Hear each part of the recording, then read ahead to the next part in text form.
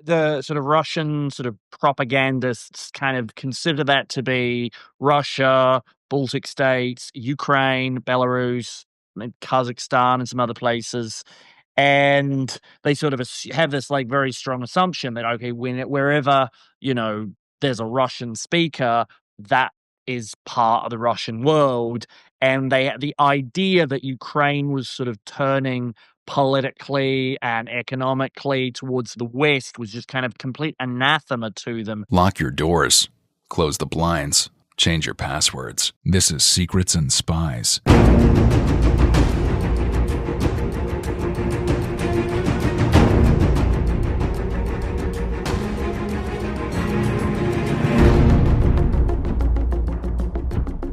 Secrets and Spies is a podcast that dives into the world of espionage, terrorism, geopolitics, and intrigue.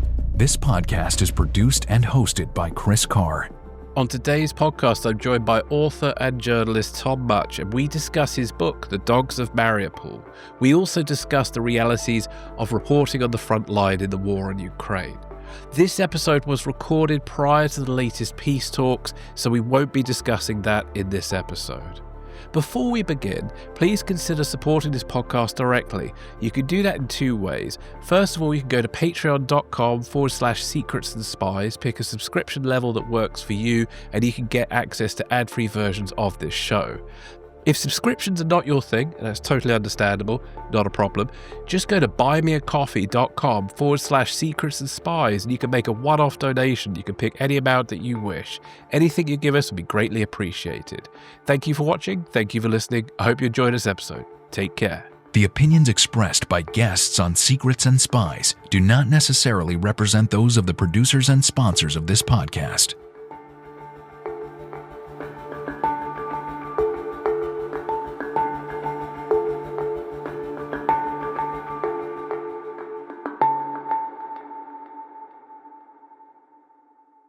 Thomas, welcome to the podcast. How are you doing? I'm doing well, thank you. Excellent. Well, for the uninitiated, please could you just tell us a little bit about yourself? So I am a journalist from New Zealand, and I'm a journalist from New Zealand, which is where I'm born and raised, but I moved to the UK for university when I was about 19, spent maybe about 7 or 8 years living there overall, and where I was also a parliamentary researcher in the British Parliament for a while, where I focused on defence and security policy. And from about 2020 onwards, I've been a freelance conflict and crisis reporter. I've reported from a number of places, Nagorno-Karabakh and Armenia-Azerbaijan conflict, Lebanon, Syria, Afghanistan, but the place I know well and the place I've made my home and the place that I've written a book about is Ukraine. Yeah.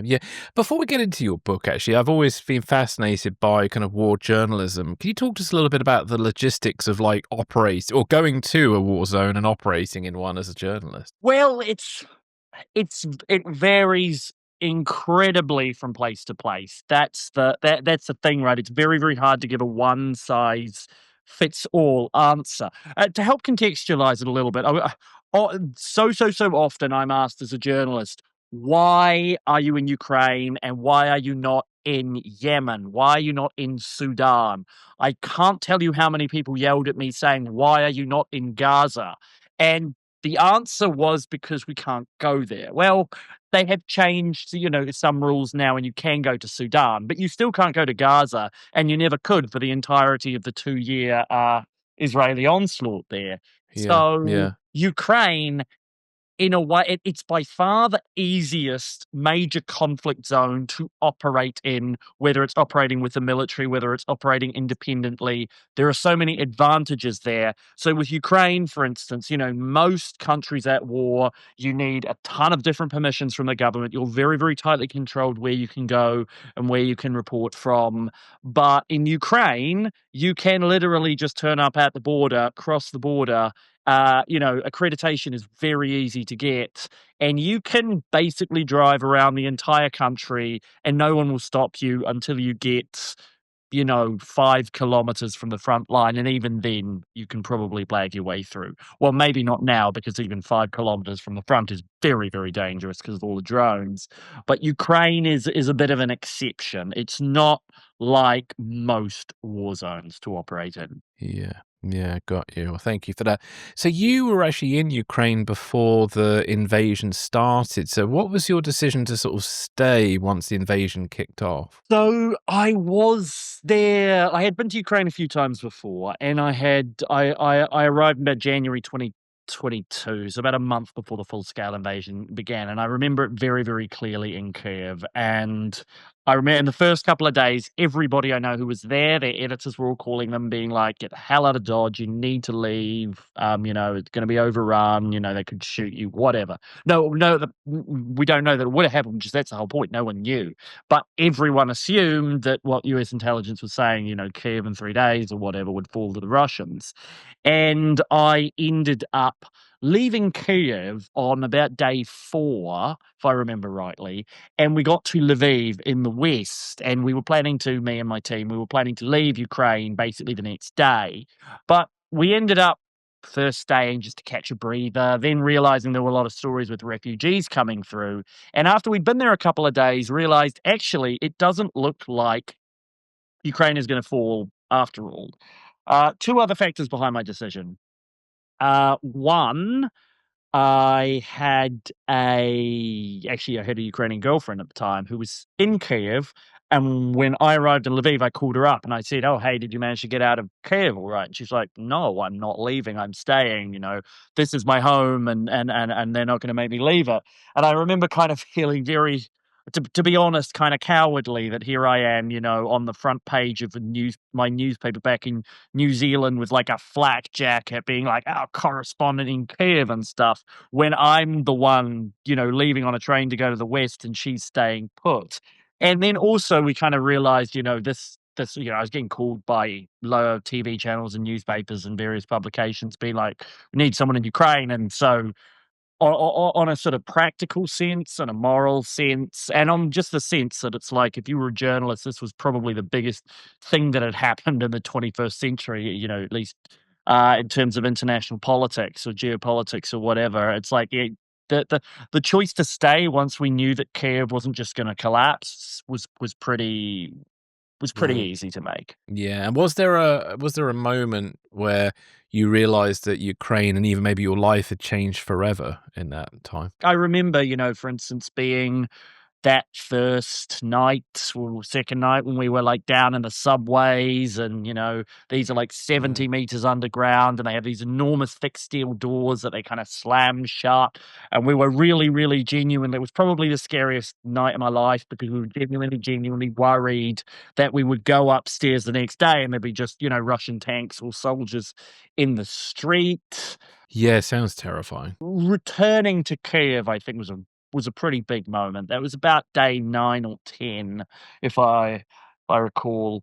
And I just remember kind of being there, and Kiev is a huge city. It's like it was I think it was when it was in the Soviet Union, it was the third biggest city in the Soviet Union. It's like population between about 3 or 4 million, and it was just completely empty. The streets were just totally deserted. Absolutely no one there. It looked like, it was a post-apocalypse or something like that. And obviously that invasion was, according to Vladimir Putin, they're going to take 3 days to topple the government of Ukraine. So what was was there a moment when obviously those 3 days had passed where people realized maybe this conflict could be won? I think that was pretty early on. I think it was after about 4 or 5 days, when the Russian army was kind of stuck in the mud all around Kiev, right? Because it hadn't just been stopped in Kiev, it had been stopped in Kharkiv, it had been stopped in the Donbass, it had been stopped, going towards Odessa. The only place it had really succeeded was like the southeast, where they'd managed to get to Mariupol and encircle it.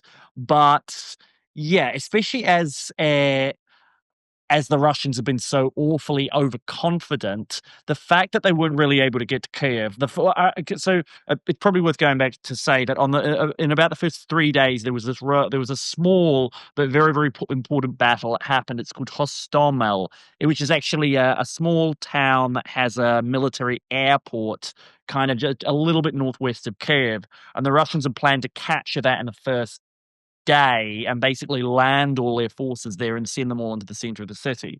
And the Ukrainians managed to stop them, and they managed to basically blow up the airport, blow up the runway, and make it unusable. And so the Russians couldn't land any of their troops there. Those that did land it ended up getting mostly destroyed. And then it was, you might remember there was that huge, big sort of snaking convoy, from the Belarusian border down towards Kiev. Well, that was actually, getting totally picked apart and destroyed and by, Ukrainian artillery, Bayraktar drones, the little, javelins and N-laws that everyone had. And I think it was not only that, that definitely punctured the air of inevitability that the Russians were gonna just win, because it was like, well, obviously they have, they're nowhere near their targets for the first week. They have clearly massively screwed up their plans, and they are not this kind of great unstoppable behemoth anymore. Yeah. Now, in your book, The Dogs of Mariupol, which is really great, by the way, you describe Ukraine's sort of iron generation, young people who swapped ordinary lives for combat. What struck you most about this transformation? What struck me most about the a couple of points. One is what struck me most about the people involved, right? Is that so many of the people that had signed up were genuinely really, really brilliant. Like, and this is one of the saddest things about the war for Ukraine, is that a lot of the people who have been killed are Ukraine's best and brightest. And I remember there's a scene in the third chapter where I'm in a trench in Izium, no, near Izium, this is it's in the Donbass region, this particular place that I was, even though Izium's technically in Kharkiv, that's probably too much geography that your listeners don't care about. And we were with a bunch of soldiers, and two of them were a married couple, lawyers that had been doing their law PhDs. There was another guy there who had been like the president of one of the universities in Ukraine. He now was actually Ukraine's education minister. Another guy had been, part of President Zelensky's personal protection squads. And here they were kind of living in a trench under Russian shell fire, basically day by day by day. So one of the things that struck me is the sort of the obvious, just how kind of brave these people were and kind of willing to sacrifice everything for their country. Another thing that's actually very, very interesting is that you see that there are definitely some people who sort of take to war, and they take to it quite well. As in, they seem to function, perform, feel more comfortable and more at home. And so, chapter 6, I talk about this one young woman who I met, because I'd met her in a cafe actually about a month before. Maybe 3 weeks before the start of the full scale invasion or something. And I just remembered, to be honest, she looked a bit mopey and depressed. And I ended up meeting her. She joined the army. I ended up meeting her about a year and a half later in Bakhmut, where she was sort of a press liaison officer taking journalists around, artillery positions. And she was so kind of fired up with that kind of, so much kind of energy in her eyes. And she kind of had this really, she's like 5'1", right? And she had this like real aura, real commanding presence that made men twice her size take note and take her very seriously. And she's got quite a fascinating, ultimately quite sad story. She met her fiance there, and he was one of the first drone pilots in the Ukrainian army, one of the guys who kind of helped popularize it, and he got killed in Kursk in the Ukrainian incursion there, and she ended up taking his place, and she's now, fighting on the front lines again herself. Wow. Yeah. Yeah. That's quite a story, that one. Now you've from the Battle of Kiev to Mariupol, you've witnessed some of the war's sort of fiercest fighting. So are there any particular moments that stay with you the most, and why do they stay with you? It's one of the moments that if we're just talking about pure like combat experiences, is that because I want just to be clear, I wasn't in Mariupol when the siege was going on. Took a lot of accounts from there, but I had left. You know, there were very few journalists who were there at the time, and the ones that were there were either killed or they made an Oscar-winning film out of it. It was a pretty binary choice. Um, Yes. I remember when I was in Kherson, for those who are not aware, city at the very, very south, on the sort of mouth of the Dnipro River, and it was the only provincial capital that the Russians ever captured, and the Ukrainians basically managed to capture it back about 7, 8 months later. And this was about 6 months on after the city had been liberated, and it was in a pretty parlous state because, the Dnieper is not very wide. It's a big river, but,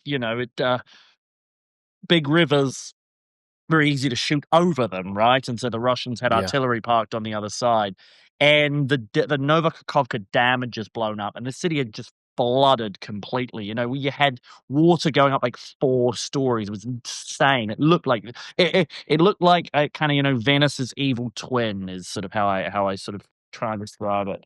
And I remember we were on the Ukrainians were basically sending special boat service guys over to the other side of the river to pick up the Ukrainian civilians who were in Russian-held territory, and picking them up and bringing them back. And I remember we were on one of those boats, and we were kind of following them and filming them. And the Russians basically saw this. I mean, can't really call it a flotilla. It's about 3 boats, and they just started shelling all around us. I can remember, seeing one shell just come straight down and smash into the water, like, I don't know, maybe 50 meters in front of me. Now, weirdly enough, we were very lucky because we were on the water, right? And so the shells just kind of go through and they go straight to the bottom, right? And the water, the sort of water resistance is going to stop. It is going to mean that unless they get a direct hit, which is pretty unlikely, it's not going to hurt you. Most people don't die from being hit directly; they die from the shrapnel or the shockwave.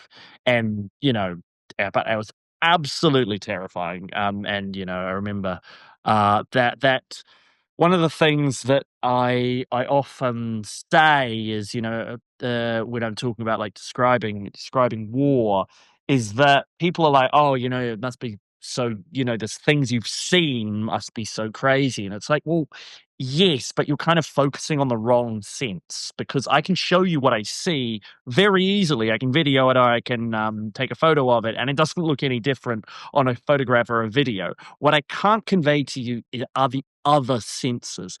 Can't convey the sound. Like the sound of artillery is just so much bloody louder than you would expect. There's no way that any film or recording or whatever can convey just how overawing it is. And like the in some places the smell of like a grave that's of like, I remember when I was in Izium, which is like Kharkiv region that just got liberated sort of kind of mid late 2022 in a Ukrainian counteroffensive, and there'd been a grave about 500 people.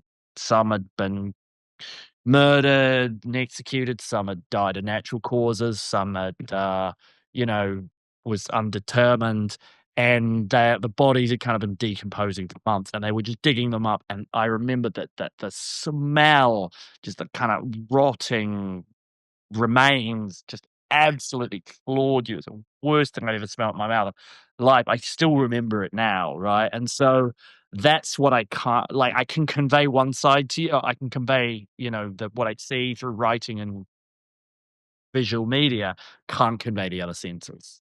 Random question. What does death smell like? Um, Easiest thing to say is you know what rotten fruit smells like? Oh, yeah, yeah, yeah. Take that and times it by like 100, just like that. But if that's like a 1 or a 2 out of 10, this is like an 8 or a 9, and it's kind of like an exponential curve, right? That's the closest thing I can think of. Yeah, and it smell and mix in like bleach and kind of cleaning fluids and stuff. It's yeah. I don't recommend it. No. How do you, because obviously this is not like your day to day, well, it wasn't your day to day experience until you went out to Ukraine. How do you kind of cope with seeing that kind of stuff on a regular basis? So I should make clear that what is in the book and what is in the what is in my career. What I'm describing to you now are this was not happening to me every day, right? Mm. Like the two experiences I just described, where I was there for 3 years, they were probably the most one or two of the most intense experiences of that particular year. So it's not like I'm exposed to this on like a daily basis. But still, it's pretty extreme stuff to be exposed to. Yeah, so one of the things is I never hugely struggled with it in a way that some people do. One of the things that is happened is it's kind of hard to feel sorry for yourself in those situations Mm. when one, there are just you meet so many people that see or have it so much worse than you do, right? So it's like for one, our local colleagues, like local journalists, they're all often much closer to it. They live much closer to it. So, for instance, I have plenty of friends in Kharkiv or in Kramatorsk or whatever, and they're living there and they're, getting bombed pretty regularly. Whereas if I'm staying in Kiev, I'm a lot further behind the lines, right? And I'm not exposed to it on a day to day basis like that. And not only that, soldiers, right? Like, as journalists, if we're on the front line, we're maybe there for max a day. Okay, you're really only supposed to spend about 2 hours. Occasionally, they'll let you stay overnight, which I did a couple of times. But they're there for weeks and weeks and weeks on end. And fundamentally, also as a foreign journalist, you can leave whenever you want. They can't. So it's like I guess my sympathy is pointed more at other people than it is at myself. Yeah, yeah. No, I get you. I get you. So your book, the title is obviously "The Dogs of Mariupol," which is a powerful title. Can you explain to us the meaning behind that? Comes from a sort of an experience just before the war broke out when I was in Mariupol. For those who don't know, Mariupol was the most sort of destroyed, probably the worst destroyed city in all of Ukraine, Mm. based on experiences in, all the Ukrainian cities because it was surrounded before most of the civilians had a chance to leave. It was just kind of indiscriminately bombarded and basically leveled, and probably tens of thousands of people died, but we may never know if we never get a chance to look at the grave sites there. Anyway, and I remember we were going around like interviewing people like, you think it's gonna be a war? Remember we went to a hospital once and we're like, "Have you been stocking up on supplies? Do you have, like, more, like, you know, are you getting blood in? Are you getting food and supplies and extra mattresses or pillows or whatever?" And they're like, "No, no, what are you talking about? Like, nothing's gonna happen, da da da. Also, it's a Saturday. Why are you bothering us on a weekend?" kind of thing. And this was like a week before. But one thing that was happening is the dogs were going absolutely crazy. The dogs like just wouldn't stop barking in the city streets the whole time. And I remember I actually took a note of that, and I made it and I, like, tweeted about it at the time, like, "What's going on here? Do they know something we don't or something?" Yeah, yeah, And, of yeah, yeah. course, there's that kind of superstition that dogs bark. People say that animals have this kind of sixth sense for detecting changes in the environment, or that they have future foresight and know the war is coming or whatever. But that image really stayed with me, and I was like, "Yeah, that makes a good title." The book also includes accounts beyond the kind of headline battles. So you have Cherniv, Sumy, Kherson. Why was it important to you to bring those off the radar stories to light? I think because look, even the Ukraine war has been very, very well covered, right? It's the most covered war. Probably most journalists that have been in a war, numerically wise, since I don't know, probably probably ever. To be honest, I don't think there are that many journalists around at the time of the Second World War, Mm, mm. and but people are kind of only following one thing at a time, right? So when we look at the battle for northern Ukraine, for instance, the very, very which is the first really, really important campaign of the war, uh, people sort of remember particular snippets, right? Like they remember the Battle of Hostomel that I talked about. They remember that big column of Russian tanks. I remember Zelensky kind of, sort of defiantly staying in Kiev and recording those messages on his phone. But actually, the Russians attacked from about 6 different directions trying to get to Kiev. And we only really focus on the main one that came down from Belarus. They also attacked Chernihiv, and there was a huge battle there. One of the biggest and most consequential battles of the war took place in and around. It was the failed siege of Chernihiv, and no one really knows about that just because it didn't quite have the glamour, I guess you could say, of the battle in Kiev, yet it is still incredibly important. And had the Ukrainians lost there, they may well have lost the entire war because the Russians would have just gotten to Kiev from a different route. Yeah, Same yeah. thing with Sumy. I think Kherson is a little bit more well known, but what a lot of people didn't realize is that the destruction of Kherson went on a lot further than just 2022 when it was liberated. There was fighting going on, kind of across the river for ages. The Both sides were kind of sending like raiding parties in boats across and stuff like that. So, the Russians were kind of indiscriminately bombing with artillery and then with drones for, months and months and months at a time. And so, yeah, there's just a lot there that hasn't really been looked at or explored yet. Yeah, yeah. And out of interest, how did you kind of gain the trust of civilians and soldiers in these situations to sort of tell their story authentically to you? So there's a couple of ways. One, the fact that I was there for a long time, right? The fact that I don't want to say I have something of a grasp on the language, right? The fact that the fact that I knew clearly, you know, if you sit down and you talk to someone about something that you know very well or something that's going on around you, and you see the person asks intelligent questions, especially in your own language, then you kind of very quickly get a sense, oh, okay, this guy kind of gets it. He knows what's up, and it's very very quickly. I can communicate that very quickly to anyone from Ukraine that I meet, right? With just a few words. Secondly, I should say once again, the environment in Ukraine is quite permissive, so it's one of those cases where the Ukrainians understand very clearly that journalists are there to tell their stories, and they see a quite neat link between their stories being told and military and humanitarian assistance from the West. Mm. Mm. So they sort of see it a little bit as their civic duty, if you know what I mean. Now that can be very different in other countries, right? I didn't cover the war in Syria. I covered a little bit of the aftermath after Assad fell, but I didn't do any of the like really, really, really hairy stuff.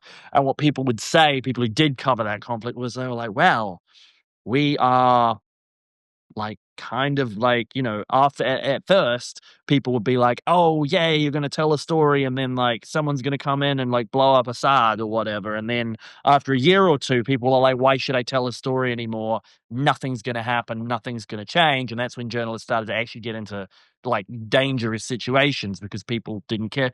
The people who they were working with no longer cared about their safety, whereas in Ukraine, it's been, like, fairly consistent for the entire time. Let's take a break and be right back with more.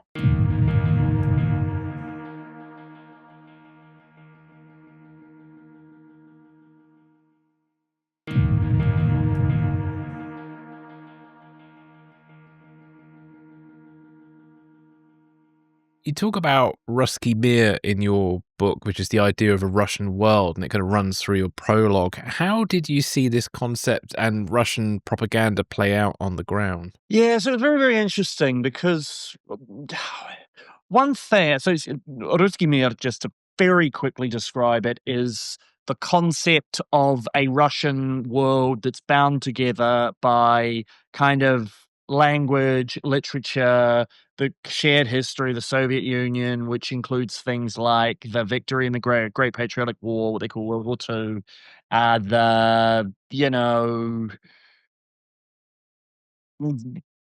various stuff like that. And the sort of Russian sort of propagandists kind of consider that to be Russia, Baltic states, Ukraine, Belarus, and Kazakhstan, and some other places. And they sort of have this like very strong assumption that, okay, wherever, you know, there's a Russian speaker, that is part of the Russian world. And the idea that Ukraine was sort of turning politically and economically towards the West was just kind of complete anathema to them. They, many of them, many of the like the people in the Kremlin, like Putin himself, further down, like kind of genuinely believed that Ukraine had actually been captured by some like radical coup, and all they needed to do was kind of get rid of it, and then the sort of oppressed Ukrainian but really Russian people would sort of just fall on their, Mm, greet them mm, with mm. flowers and stuff like that. And that just didn't turn out to be the case. So, like, but it's also, I think we should go back and say that there were people in Ukraine really up until, especially up until 2014, who didn't necessarily see themselves as Russian or want to be part of Russia, but they did see the same sort of shared cultural space. And that, that they, everyone watched Russian movies, everyone watched Russian films, listened to Russian music, loads of people spoke Russian as well. I think, we sometimes forget that people, there was this kind of this really weird idea that like Russian was banned or that like Russian speakers were rounded up. Before February 2022, 90% of the conversations you heard on the street in Kiev were in Russian, right? It was an absurd idea. Regardless, um, what what ended up happening is very, very many of the formerly not necessarily pro-Russian, but Russian sympathetic people, once they saw Russian missiles blowing up their apartment blocks and their schools and their hospitals and killing their friends and family, they very, very, quickly sort of spat on the idea of like the Ruski Mir. And what they would do kind of ironically is you drive past something blown up, right? Normally a building, and they just be like, there, that Russian world, Ruski Mir. Ironically, it has a kind of a dual meaning because the word mir can mean both world and it can mean peace as well. So the Russians would say, oh, we're spreading like Russian peace. And they would say, yeah, well, that is what Russian peace looks like for us. Yeah, yeah. And were there moments that you felt this sort of information war was almost as decisive as the fighting itself in Ukraine? I have to say, not in Ukraine, right? Like the Ukrainians never really after about 2014, the information war in Ukraine didn't play a huge part. Russian kind of pro-Russian thought or channels or media or whatever steadily declined in influence after the annexation of Crimea. I mean, I think it's rather astonishing considering how well Russian propaganda has worked in other parts of the world. How it after well other than the parts that Russia managed to militarily control, such as Crimea and sort of the Donetsk and Luhansk cities, the parts of Donetsk and Luhansk they controlled before 2014, and in some parts of in some like eastern cities where there were still a few people who kind of supported them. Well, they never got the allegiance of sort of any major sort of political or military Mm, figures in mm, Ukraine. If anywhere that sort of propaganda and war has only really been in the West, right? It's been about sort of convincing the West about Ukraine's cause, and I think that's one of the things that we've run through with the Trump administration's kind of been speed running over the last year. Is at the very very start of the year they were kind of sympathetic to the to Russian narratives, like oh this was all some kind of big misunderstanding. It's something that shouldn't have happened. Once if we just the Russians are like good and reasonable people, and we just sit down at the negotiating table and we'll hammer something out. And then the Russians sit down at the negotiating table with totally unreasonable demands. And I think we're finally getting to the stage where we're realizing, well, this is what they want. They want the war. They want to keep going until they're stopped on the battlefield. yeah, yeah. And do you think, I mean, were there any kind of like Ukrainian kind of counter moves to Russian disinformation, or was it more down to just the reality on the ground that suddenly made Russian disinformation sort of less effective? Yeah, I think it was the reality on the ground, really. I mean, like everybody saw, uh, every so okay, where Russian propaganda was really, really effective, like 100% effective, was in Russia, right? everyone in Russia almost bought the Russian narratives. Even the people who opposed the war, which was like not a lot of people, but it still wasn't a popular thing, especially in sort of, I guess upper middle class, like maybe artistic circles in Mm-hmm. Moscow and St. Petersburg. Most of these people didn't like the war, but they bought into another narrative. And I go into this in chapter 8 in quite some detail. They bought into a narrative of there's nothing we can do. There's absolutely nothing that the average ordinary Russian person can ever do. The state is all powerful. The government controls everything. There is no way that, Putin is kind of like this omnipresent dictator with total control over absolutely everything and nothing will ever stop him, which there's some kind of truth to. But it's why you never really saw a sustained Russian opposition or protest movement towards the war. Really, not even, and you didn't even see, the reason I think that this is worth stressing is it's not just that you didn't see that in Russia, you never even really saw that in Russia outside, with the Russian expat community outside Russia. So, but yeah, for Ukrainians on the ground, like they stuck together pretty strongly from the beginning. Are there still pro-Russians in the East? There's not many, but they are there. A lot of them stayed behind. They called them Zhduniv, which means like the waiting, people who are kind of waiting for the Russians to come. And you would hear some crazy things about from what was going on there. I remember one very sad story. So it was in a little town called Solidar, which is about very near Bakhmut, which everyone probably knows. And I remember there were like evacuation crews that would constantly try and evacuate people, and we would go to the basements, and you'd get people. And I remember I was with a crew that evacuated this one, it's a mother and I think her 2 children, and we get back to the and this town's hit pretty hard. There's soldiers running around everywhere. You can see explosions going off all over the place.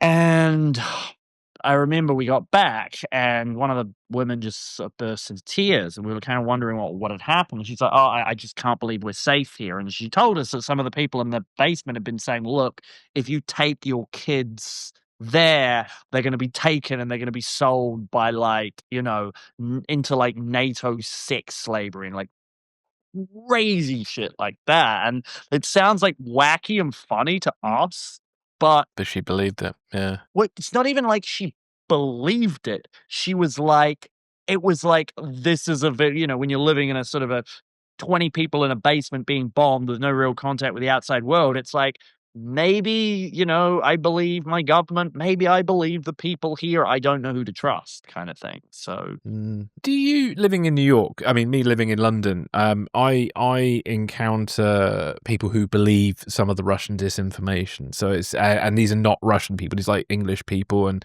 you probably got the same situation in America, where I've noticed people who are a bit right wing leaning tend to respond to a message pumped out from Russia that they're somehow the savior of the Christian world, and somehow the Ukraine war is to do with that. Then you've got the kind of left-wing version of things where it's all about just being, it's sort of an anti-NATO narrative, and somehow NATO started this and NATO's at fault. Have you encountered any kind of Russian talking points in your day-to-day life walking around New York that kind of surprise you or just, I don't know, annoy you because of what you've experienced? so I've only been here a month, Okay. and Oh, so I you're haven't being really out of gotten a Ukraine chance to talk then. to most people about it. I wouldn't even say that. Sorry. I'm in like New York. I'm at Columbia. There's not a lot of like MAGA hats here, right? In sort of like liberal media circles. But it's not even just MAGA either. I found it's very far left people too. But yeah. Most of them have been focused on Israel and Gaza, which I'm happy to go into, but they don't not really thinking about Ukraine, to be honest. Right? Like if anything, the only thing I get from them is like, why are you talking about Ukraine? You should be talking about Gaza instead. And I'm Wow. like, Wow.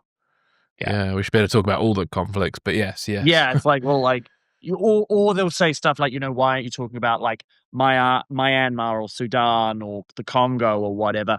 like, kind of saying that, like, Ukraine isn't that important to talk about rather than, like, specifically parroting Russian narratives, and part of the reason, as I said, I did explain to you at the very, very start, there are some, like, reasons that are very practical and logistical for why people don't talk about Yemen or Sudan as much as, and it is a shame, I agree, Ukraine, if anything, probably is overrepresented in world media coverage, but that just kind of is the way it is. Yeah, yeah, no, fair enough, fair enough. I mean, how does it make you feel when you kind of get somebody saying to you, "Why are you focusing on Ukraine and not Palestine or something?" I don't mind, to be honest. I think it's a relatively fair question, to be fair. I mean, yeah, I'm like, I would just give my honest opinion. It's like, one, I can't be in every conflict at the same time, nor can I hope to get the level of depth and expertise. Well, I mean, actually, this year, I am actually, while I'm at university here, I am actually focusing quite strongly on Israel and Palestine and the Middle East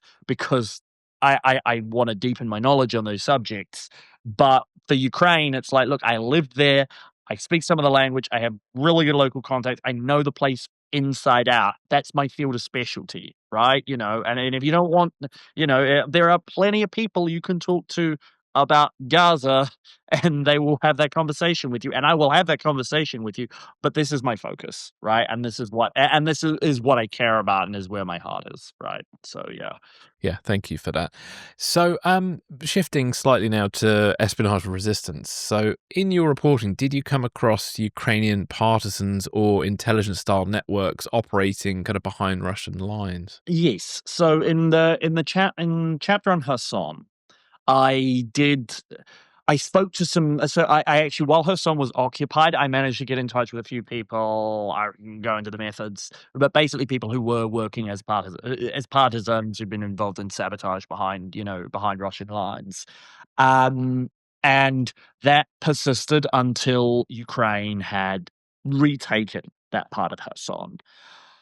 I should make clear that unfortunately, that was probably the place where partisan activity was at its strongest and its best. And these people, like one of the things I remember I talked about with one guy when I went into her. So he was like, one of the reasons the city has not destroyed is because all our people here were sending the Ukrainian army coordinates of absolutely everywhere in Kherson where there was a Russian military base or an ammunition depot or whatever. And so the Ukrainians they had pinpoint accuracy weapons, they just blow them up, right? And they'd have partisans that would like kill people in the streets, blow their cars up and stuff like that. As the war has gone on, these things have become less of a factor, really. They still happen occasionally in like the occupied parts of especially Zaporizhia and Kherson. Not so much in Donetsk and Luhansk because the Russians have controlled them since 2014. They've had 10 years to propagandize the population, root out collaborators, and stuff like that. Apparently, the Ukrainians do have networks of agent provocateurs in Russia. That's what I've heard. I'm sure it's true. I don't have any special insight into those. But also I think it's important to realize that with Hassan, these people knew the Ukrainian army was nearby. They knew the Ukrainians were doing well on the battlefield, and they could hope that there would maybe be some chance for like liberation in the near future, and they were right about that. Now, these people who are in the other parts of basically the other side of the river, where the Russians still control, well, there's no real prospect the Ukrainian army is going to break through there anytime soon. They might, but no one's really thinking of that as a major as anything but like kind of an outside possibility if things go really well. And how does civilian intelligence gathering, like farmers, villagers, shopkeepers calling in Russian positions, sort of blur the line between sort of ordinary people and spies? Do you think? Um, it is a question. Like the Russians, for instance, a lot of the ways Russians have sort of justified killing civilians, whether in Bucha or Izium or whatever, is they've said, well, these people were literally giving coordinates to Ukrainian army. That's what makes them, that makes them combatants, right? And they were putting our lives at danger, so we're going to just get rid of them. And there's a certain kind of cold and twisted logic that I do follow there. I remember I was talking to one of my to one of my contacts. He's from Chernihiv, and he was telling me that he was like, yeah, my taxi driver. He was quite high up in remains quite high up in Ukrainian high command. He's like, yeah, my taxi driver there never gave a shit about politics, but he would just drive around and with a dash cam on his car, close to where he knew the Russians would be, and he just sent me the call. It's a text with the coordinates, which I would forward on to the artillery guys, and bang, within an hour. And I mean, what for one, that does show you the civilians in Ukraine were not neutral, right? Civilians in Ukraine overwhelmingly wanted the Russians out. They wanted them to stop being there, to get off their land, and they wanted them to be destroyed. Which is understandable considering they're being invaded. Yeah. Yeah, exactly. Those who became specific spies, that's kind of a murky, a sort of a murky world. And a lot of it, I think, was kind of by happenstance. People happened to be in an occupied town and have good connections to the Ukrainian leadership or whatever. Yeah. And were you ever did you ever feel as a journalist you may have been treated with suspicion that you might have been a spy by either side? Because I know John Sweeney, the BBC journalist, or former BBC journalist, now freelancer, in the early days of the war, he got arrested on suspicion of being a Russian spy. Yeah, I got a story to tell you like that. Okay, so cool. So it's a long story, so bear with me. We were in Kharkiv, Ukraine's northeast, second biggest city. I should say, this was a much bigger thing early on in the war. In the first month or two, this whole thing about spies or collaborators was massive. And I remember we'd been driving around the city. We'd picked up a woman who was a school teacher who'd been at school, had been bombed, interviewed her, and she just asked us if we could drop her back. And we dropped her back at her apartment. Outside her apartment, there were a couple of police officers. One of them sees me. I have a camera. I have it slung over my shoulder. I'm not even using it. It's lying next to me. He turns to me, kind of stumbles towards me, gets his gun out, points his gun right at me, fucking finger. Sorry for swearing. Yeah. That's right. No, you can swear on this. Okay, yeah. We're all adults here. I could smell his breath. He'd been drinking. His finger was not trigger disciplined, sort of already on the trigger. So on the trigger. Got his gun aimed right at me, yelling at me in Russian. I have no idea what he's saying because at that point, I don't speak a word of Russian. And anyway, but I've got a translator with me who's kind of hurriedly translating. He's like, "What are you doing? Why do you have a camera? Da da da." Give him the camera. So give him the camera. And he's and then we were getting out our passes, and he's like, so what are you doing with the camera? We're journalists. We're here to tell stories. He's like, we're here to do interviews and take photos. He's like, well, why do journalists do interviews and why do they take photos? And I'm like, oh my God, we're literally going to have to explain this to him. We're kind of getting into this discussion, and his colleagues kind of come up and they look, pretty awkwardly and kind of they're trying to save face, but they also realize that this is going in a bad direction. They sort of calm him down, and he puts his gun down and so get the camera, and he tries to keep the memory card, and we just at the end of it, I just kind of grab it off him. And anyway, so we're a bit freaked out. And later that night, we end up going back. We're staying in Dnipro's city, just right in the middle. We left Kharkiv. We didn't stay overnight. I ended up spending a lot of time in Kharkiv, but the chapter 4 will tell you all about that of my book. And anyway, we get back to the room. It's a bit weird because our key doesn't work. We have to knock on the door and get the neighbors to listen, and they're looking at us pretty suspiciously. We go into the room. My friend Neil, another journalist, he goes into the next room to get a drink, and then all of a sudden I just hear a and some shouting. 2 guys just come around the corner, assault rifles, get on the fucking ground, and I'm like, whoa.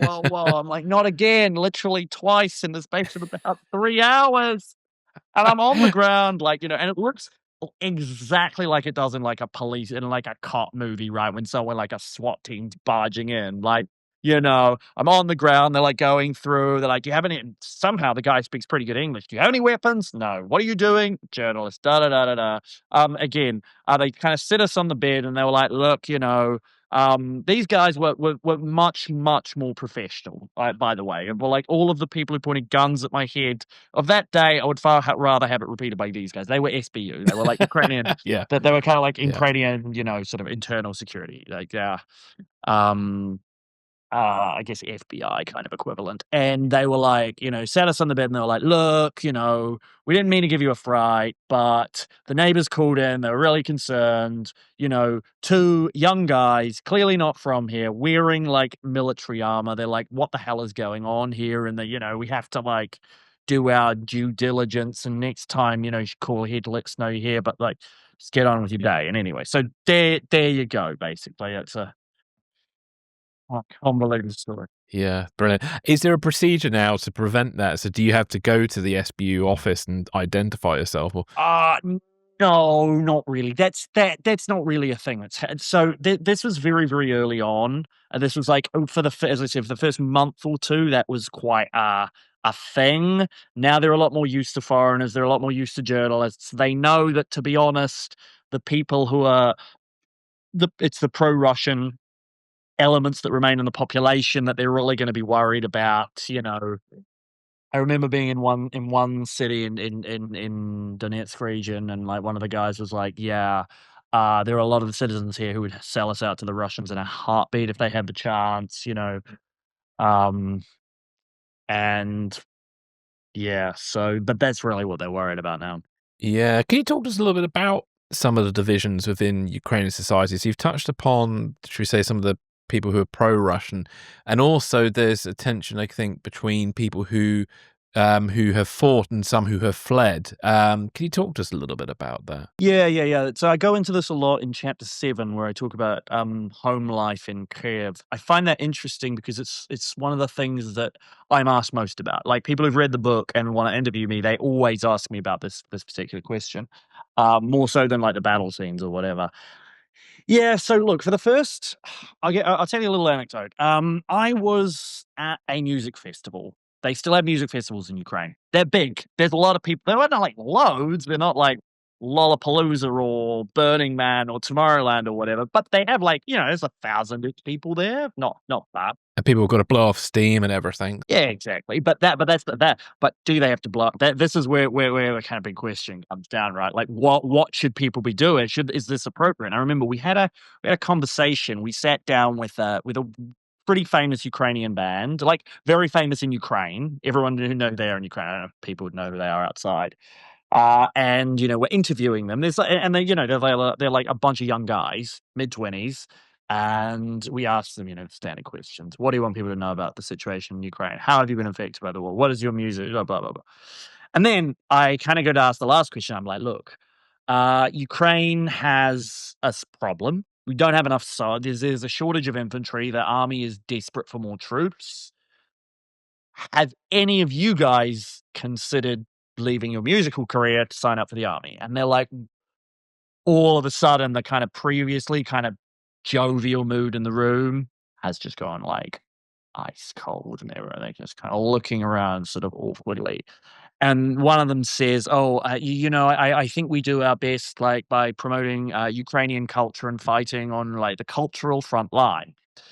Anyway, next day I get a call from the band's PR guy being like, "Please, please, please don't publish that line. It'll make us look really bad. It makes us look really disrespectful to the soldiers." Da da da.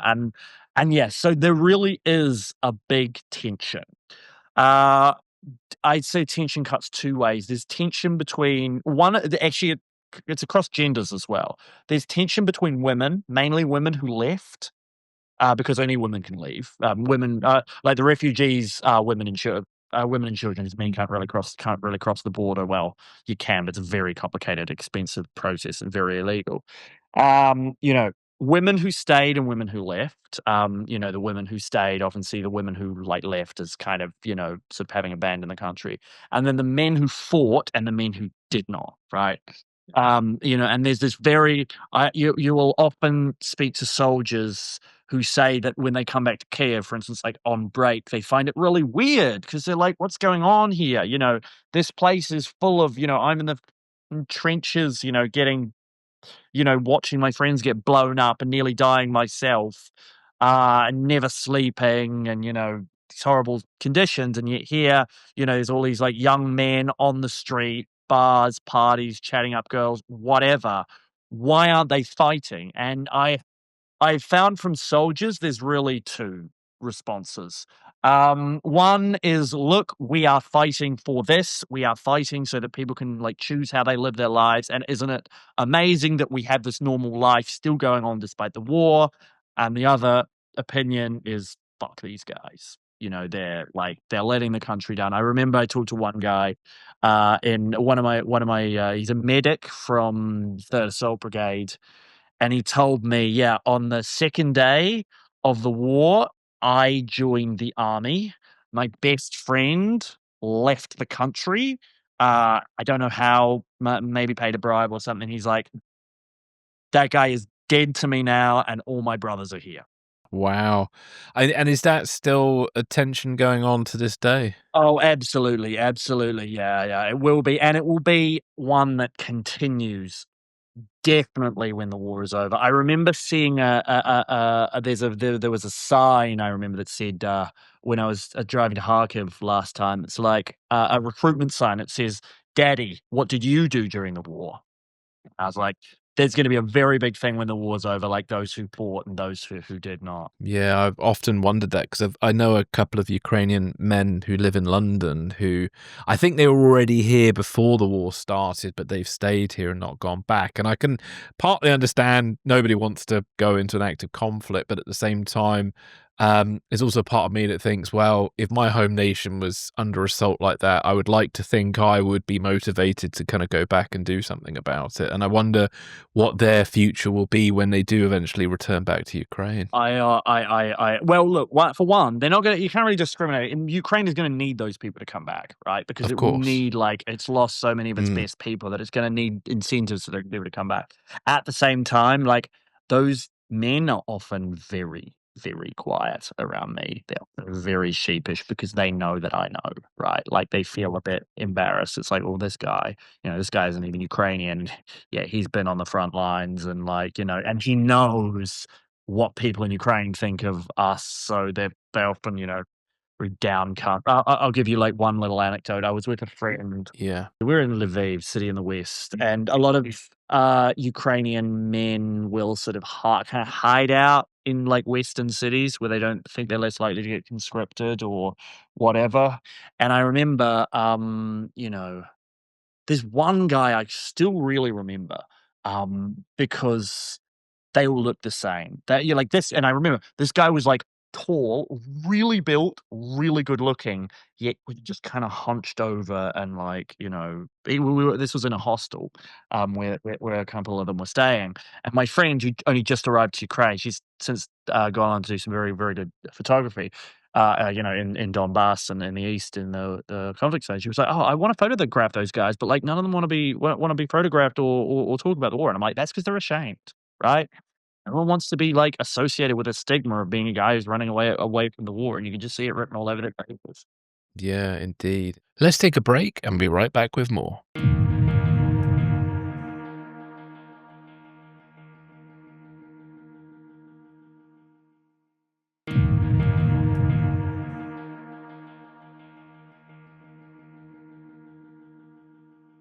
You dedicate the book to Armen Soldin and other journalists killed in Ukraine. So, what do you want people to understand about their role alongside soldiers in the conflict? The Ukrainians understand the role of journalists in the war. The Ukrainians understand that, I've spoken to Ukrainians and they're like, "Look, it's one of the reasons we got so many weapons in the start was because so many journalists went into Bucha and they talked about, the crimes that were committed there, or, the guys who were in Mariupol and, like, made all the films and, like, shared them with the world and everything like that." And I think one of the, Ukraine does show, that journalists are still very, very important in shaping how the narrative of how conflicts are done and made around the world. And, I think it's important to know that some of them, do sort of really put their lives on their line and pay the ultimate price. I dedicated it to Arman because one, he was a really fucking great journalist, and two, he was a good friend of mine. So, I he just was naturally the person that I would dedicate something like that to. And I think that's the kind of thing that's the case for all conflicts. I think, whatever your stance on, like, for instance, on Israel-Palestine is, I think it's worth saying that we would know much, much less about what was going on, especially in Gaza, if we didn't have Palestinian journalists who work under appalling conditions, And so you're thinking like, "Oh, well, what about the conflict the toll takes on me?" I'm like, "Well, I'm thinking of people in, like, Gaza or something," and, like, the journalists there are facing, absolutely extraordinary, conditions and still producing some very, very powerful work. Yeah, and I'm just opening a very wide question here. What do you think the kind of future holds for Ukraine at this stage? Because we talked earlier about the Trump administration, who was somewhat sympathetic to Russian narratives, have now shifted to a more realpolitik position where they're realizing that Russia can't be trusted. So what do you hope and what do you think the future holds? So, look, if we my guesstimate for what will happen is I reckon the war will probably end in about a year. Or if not, if it does, even if it doesn't, like, end neatly on an armistice, it will probably sort of slowly peter out because everybody is kind of sick of it. Even, to be honest, the Russians are kind of sick of it. Mm. They're barely they're expending huge amounts of soldiers, and you know I think what the casualty figures now, they're like more than 10,000 a month or something, ridiculous numbers for nothing. They're getting nothing, barely anything, just farmlands and fields. They can't take a they've tried to take major cities like Pokrovsk and Sumy and Kostiantynivka, and they haven't gotten close. And, uh so I reckon the war probably end on pretty. Maybe the Russians will probably pick up another few small gains, but I don't think anything. So, barring some massive political catastrophe in Ukraine, I don't think any. I think even if the West completely cut off aid now, Ukraine is self-sufficient enough with the kind of innovations in drone warfare. And I also would doubt that. My personal assumption is that the Russians would probably not try and do this again anytime soon. Yeah, one I would hope. slightly differ from. I actually had an interesting conversation with a official from another nearby with a Central European country who was like, "Yeah, we sometimes worry a little bit that, like, if Russia just has to stop in Ukraine, it will just look for, like, easier targets, and we might be them." And, just because Ukraine has turned out to be such a tough nut to crack, and is gonna be like that for the next long time, it's probably gonna be it's gonna turn into quite a nationalistic, militarized. It's gonna be a hyper militarized society where everyone has a gun, everyone goes through military training. There's gonna be, as I said, a lot of bitterness and resentment. There's, I think, some bright sides too. I think Ukraine is one of the great sort of heroic country stories of the 21st century, and I think there's gonna be a lot of investment being poured into the country once the war ends. Ukraine is the leader on military technology in the world. I sometimes think people have like, I'm writing a couple of articles now about it, but people have no idea just how much more advanced the Ukrainian, and, to be fair, the Russian militaries actually are, especially when it comes to ground warfare, so much more so than the United States, even, or China, or whatever, right? Like, I would say that even the US military or the Chinese military would struggle to take over Ukraine at this stage. And I think there's I don't wanna say bright, but I think there is a future where Ukraine sort of carves out its niche as this kind of fortress nation that helps the rest of the world with through its military technology, or hopefully it can sort out its kind of endemic issues with, like, corruption and nepotism and stuff like that, which have gotten better, which plagued it really since 1991, and which have gotten better, but, could there's a lot of progress to be made there. I think Zelensky saying he would step down, do the kind of George Washington thing. I think if he follows through with that, that would probably be pretty positive because he'd then be sort of remembered as the great war hero rather than something worse, which is certainly possible. So yeah, I'm more optimistic than I am pessimistic. But there's a lot of challenges in the future, and the war is only one of them. Yeah, definitely. So finally, what do you hope readers take away from your book, The Dogs of Mariupol? So what I want the readers to take away, and this is the moment, I just sold the last copy that I had to a friend, so Hey, congrats. maybe you can like superimpose it. One, I want them to take away the resilience of Ukrainian society, the things that the Iron Generation and the amount of sacrifices and struggles that Ukrainian people have made, and the ingenuity of like Ukraine to manage to resist, for 4 years, a country that's, 4 times its size and 5 times its GDP, or maybe 10 times its GDP, whatever. Like, resist these overwhelming odds and still kind of be fighting to the max. I want people to also, as I said, you asked earlier, like why I'm talking about like Chernihiv and Sumy and stuff like that. Part of this is, I want to have a historical record, right? I want this book to be part of the historical record of telling those stories that people might have forgotten if it weren't for, and honestly, most of those battles I've done research on, I am taking Ukrainian accounts that just I haven't popularized in English, and I'm I'm either reproducing them or doing similar kind of interviews and stuff like that. Yeah, and just kind of how the nature of modern warfare has changed irrevocably. Fantastic. Well, thank you so much for joining me today. So where can listeners find out more about you, your work, and your book? So the book is The Dogs of Mariupol. Amazon, Bite Back, my publisher, their website. It's in UK bookshops, I believe Waterstones, Daunt, places like that. I am on X at Tom the Scribe, SCRIBE, and my Instagram is at NT Mutch, my last name, NTMUTCH. Fantastic. Well, thank you so much again for joining me today. Absolute pleasure. Thanks.